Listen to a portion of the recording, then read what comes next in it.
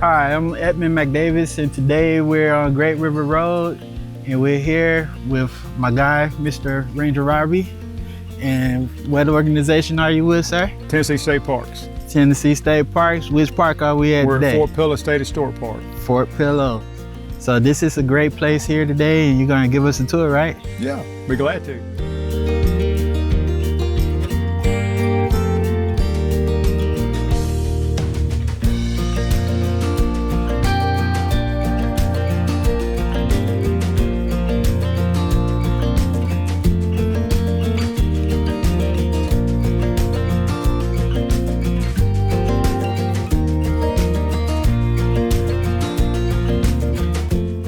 This area right here, this is what we call the observation deck. Okay. What we have now, we have the river, the Mississippi River. Mississippi And when River. we get up here, I'll show you the river prior to 1908. So in 1908, this area caved off, changing the course of the river. Yeah, let's check it out. Man, this is an amazing view. It is that. We did add these last year, some colorblind viewers. Okay. So they've been a pretty big hit with the guests as they come up here. So it's basically, that's an oxbow lake. That's what we call the chute. Right That here. was the river prior to 1908. So the Mississippi River does still flood into that. And of course you have the main river over here now. So this is all a low-lying area. Yeah. It's also a beautiful area to come and watch all your migratory birds flying in the Yeah. winter and all that. So all the leaves get off and you can see for a long ways. It is beautiful. Like, you have to see this with your own eyes, just how beautiful it is. School groups, different, family reunions, different groups of people come up here. This gives them a good safe area to come. Yes. Kids can come run around on the deck. Yes. They can look, they can take family pictures, they can take pictures, they can look through the colorblind viewers. Just have an area to come and look. There's very few overlooks for the Mississippi River as it is. Yes. And to be able to provide the guests, that come to the park or the place like this to sit and view the river, especially in the fall like now with the color changes. It's you really can't find a prettier place to come and view the river. It's beautiful. And so I'm assuming outstretched over there is that Arkansas? It is, Osceola, Arkansas. This is the museum/gift shop. So when you enter this, all the wood throughout the museum is recycled barn wood. So all these different panels talk about, the Battle of Fort Pillow was April 12th, 1864. So most of everything in here pertains to that, but a lot of it pertains to the Civil War in general. So we have panels that talk about the secession, how Fort Pillow got its name, and then of course the naval part of Fort Pillow, which is why Fort Pillow is here. So we have different panels pertaining to all that.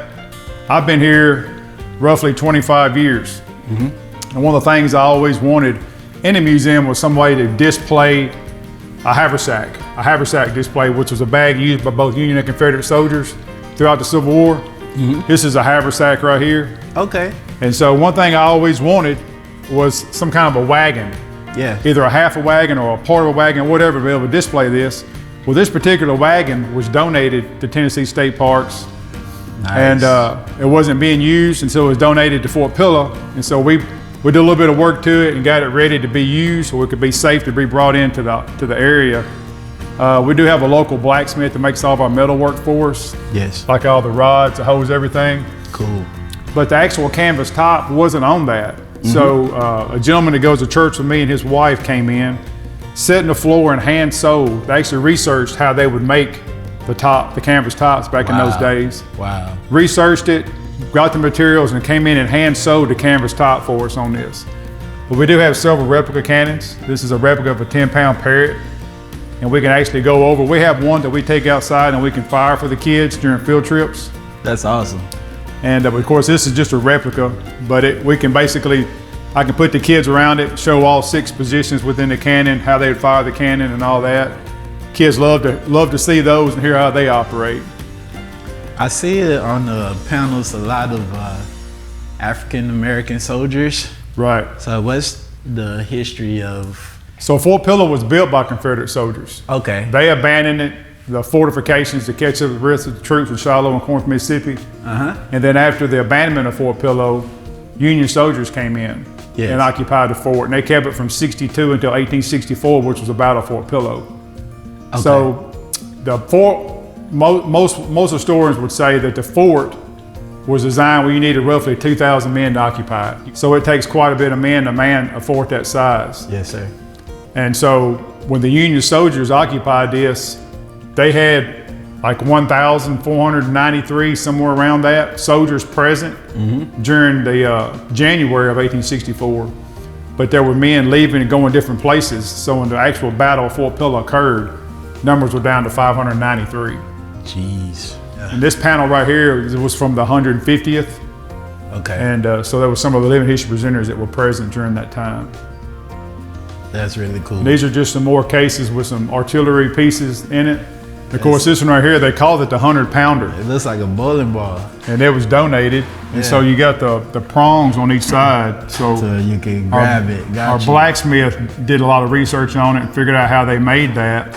So you got basically a cannonball tong that would basically load, and the two guys would put like a pistol barrel or something strong through a loop. And two guys would pick that up and load it into the cannon. And what type of things would they shoot that at? That'd be out of your the Columbiad, like the piece of the barrel you got beside you over here. Takes a very large cannon. A lot of these cannons were mounted on like railroad tracks and permanently mounted. It wasn't something they would roll around and like the regular cannons. Knock down something really big. Yeah, something that you have long in your bank for the ironclad ships. Got you. Okay, that makes sense.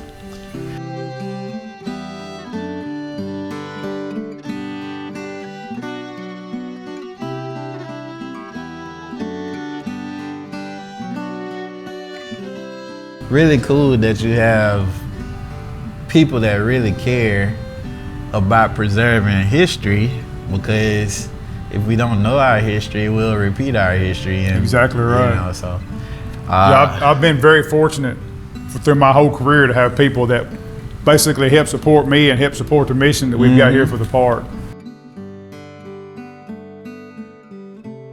So from my understanding, it was hand built in 1976 by a gentleman. Okay. And it basically shows the fort. It shows all 5 inner forts. It shows where the river was prior to 1908. And it also shows where Coal Creek flows into the river. Yeah. Of course, that's your main fortification there.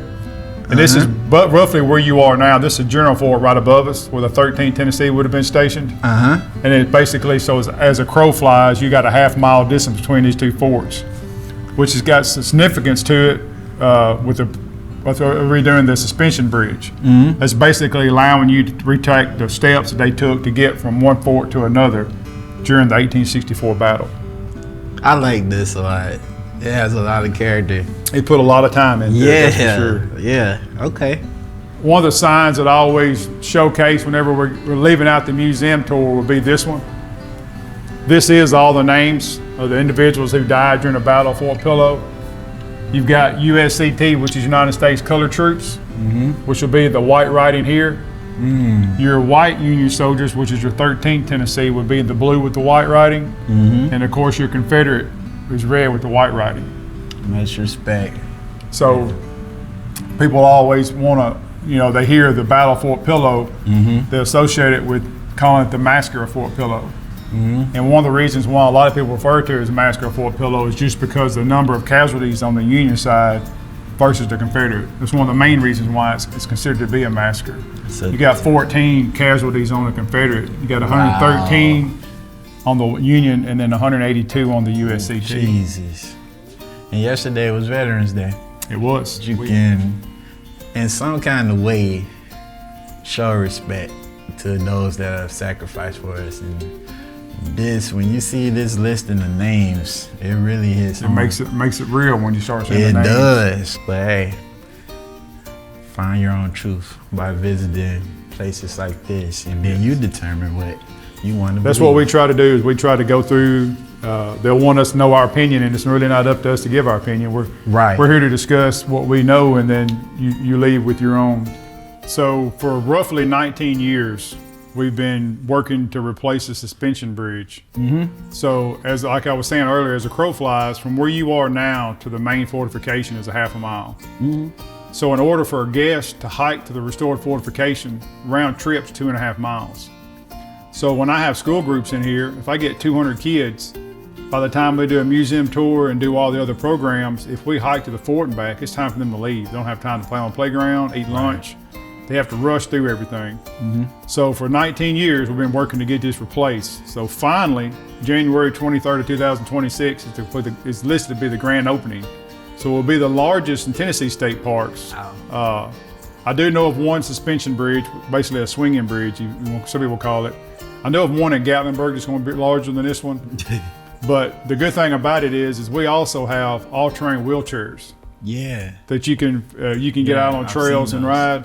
So you can, if you want to see the fortification, it's free. It don't cost anything, and you're unable to make the hike. You can get the chair, drive over to the fort and back, and see everything that we've got offering within the fortification. And if you're pushing a stroller, you got small kids, you don't have to go up and down the bluffs. It goes from bluff top to bluff top, and so it also helps reduce expenses we have with erosion concerns here, because we have a lot of erosion concerns. So we can't wait to get it. Like I said, I've been raising money for 19 years to get that bridge, so can't wait. That's all I can say is I can't wait to get it. So it's going to be a huge attraction for the park. It's going to be a huge attraction for the county, for West Tennessee in general. So this will be the third suspension bridge the park's had. The first one was put in, I believe, in the late 70s, and then was replaced in the early 90s. That's how tall that rascal's going to be. Dang. Dang. Wow. Nah, this park is really impressive. Some are in bad shape. Oh yeah, everything on this park pretty much is new. I've went through everything on it. Look at that, y'all. I was hoping we had somebody over here we talked to, but we don't. That's gonna be so impressive. So the main cables, as you see, are run. The little cables coming down will go down and connect to the boardwalk that goes across that you actually walk on. So from span to span is 120 yards long. Just on the other side of that second tower, the fort's right behind it. So right now, you're on the red and yellow trail. The yellow trail right now is 5.5 miles long. The red trail is 8.5 miles long. But once this bridge is finished, you'll be able to go from the museum and hike over to the fort in half mile one way. So round trip would be 1 mile. Whereas right now, without the bridge, it's 2.5 miles round trip.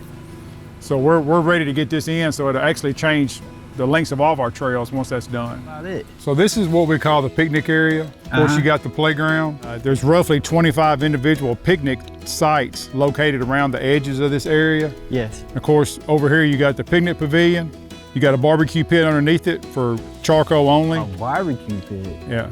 And then of course you got grills located all around. Each individual picnic site has its own picnic table with grill. The lake is on both sides of the area. And if you drive to the very far back, there's a little area where you get out and park. And you can walk down and actually fish from the bank, from the pavilion. Notice they have proper receptacles. Shout out, keep Tennessee River beautiful. This is pretty unique. Can I bring my turkey for Thanksgiving and cook it here?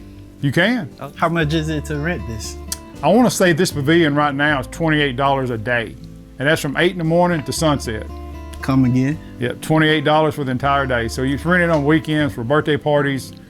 I have some weddings, a lot of family reunions. Yeah, that's awesome. $28. So you get the pavilion with restrooms and all that. Now the individual picnic sites going around, it's not included in that. They're free, first come, first serve. Of course, we get a lot of kids, April and May. Yeah. This thing is packed full of kids every day for field trips, school groups, stuff like that. So, and there's no charge for kids, of course. So.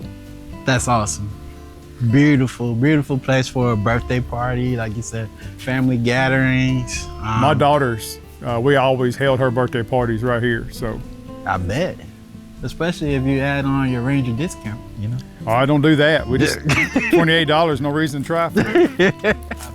What type of activities do you have going on out here? Well, this lake here, we call it Fort Pillow Lake. It's 25 surface acres.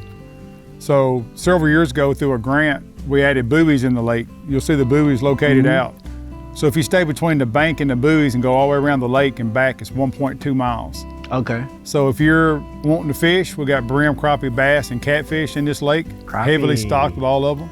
That's awesome. We do rent canoes, kayaks, paddle boards. Just got 8 brand new canoes recently and 5 new kayaks recently. Okay. So we get people to come out that bring their personal watercraft to fish. Yeah. A lot of the historians teach that it was actually an encampment during the Civil War.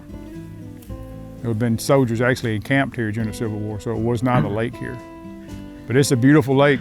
We have a lot of people that spend a lot of time here. Now every year we go to the National Cemetery in Memphis and do a carnation. We put carnations on the graves, and then they do that on the Friday, and then do the one here on Saturday. We do a wreath ceremony here too. What time of year is that? It's always the closest Friday and Saturday to April 12th. Okay. So, and that's for African American lineage? Well, it's you have Confederate and Union both come here, and they set up encampments, and you can tour their encampments, watch them cook, watch them shoot cannon demonstrations, rifle demonstrations. And I let the descendants come in. I set a 2-hour window for them for the wreath ceremony, and they all get up and talk about their family, the member that was in the Civil War, and then we do hay rides to the fort, and they do wreath ceremonies there, sing songs, and put out white carnations for the USCT and red carnations for the white Union soldiers. That's we'll have around 100 living history presenters camping with blacksmiths, and they'll camp in their tents all along the area. So they come from all over the nation.